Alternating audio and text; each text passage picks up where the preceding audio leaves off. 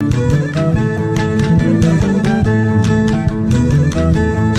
18 au 19 juin 2025 se sont tenues à Koulikoro les assises régionales du comité régional d'orientation, de coordination et d'évaluation du PRODES-PROCEP.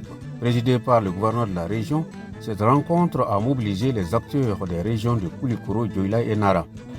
Ces assises d'évaluation et de planification des activités sanitaires et sociales se tiennent dans un contexte essentiellement marqué par la gestion quotidienne des conséquences de la crise politico-sécuritaire que le pays traverse, les réformes en cours du système de santé et l'insuffisance des partenaires dans la région.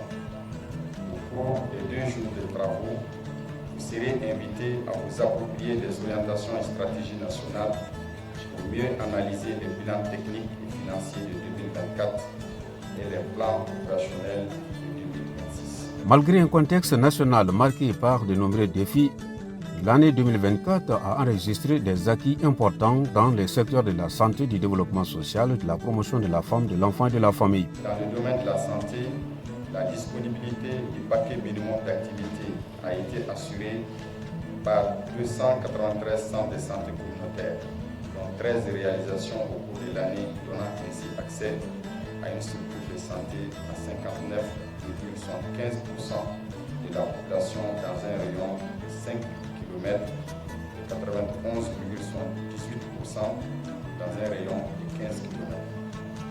10 centres de santé de référence ont assuré le rôle de première référence dans le cadre de l'offre du paquet complémentaire d'activité dans la région sanitaire. La liste n'est pas exhaustive. Au niveau central, les autorités ont appelé à plus de rigueur et de responsabilité dans les évaluations, malgré la limitation des ressources et des contraintes opérationnelles. Je vous invite à plus de rigueur dans l'appréciation des évaluations et dans les programmations de nos structures sanitaires et sociales, en privilégiant la consolidation des acquis et en faisant le choix d'activités pertinentes. Vous aurez certainement compris que le chantier est immense et les moyens sont très limités. Mais, connaissant la détermination sans faille de l'ensemble des acteurs ici présents, nous osons croire que le challenge n'est nullement au-delà de vos capacités.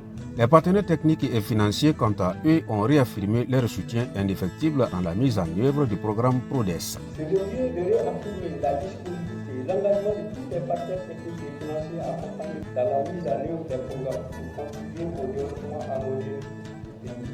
Durant ces 2 journées, les délégations des 3 régions ont animé des présentations riches et structurées. Au menu, bilan technique et financier de l'année 2024, les recommandations issues des assises précédentes, la planification opérationnelle 2026 pour les 10 districts sanitaires concernés. Les thématiques spécifiques comme la gestion des inondations et la prise en charge des violences basées sur les genres ont également suscité de vifs échanges. Les travaux ont abouti à un document final de synthèse validé par consensus. C'est le lieu de féliciter tous les agents de santé à tous les niveaux. C'est vrai qu'il y a des indicateurs qui ne sont pas tellement à hauteur de souhait, mais moi, personnellement, je félicite les gens qui ont pu ramener ces résultats. Il y a des partenaires qui, malgré tout, sont quand même là en train de nous accompagner. Nous avons parlé du mois de la solidarité avec la prise en charge de plus de 1000 cas de cataracte. Ça, c'est grâce à l'ONG CICVR qui est avec nous. Je souhaite vraiment féliciter et remercier les administrateurs pour tout ce que vous faites pour nous, à commencer par le gouvernorat jusqu'au dernier sous-préfet de la région.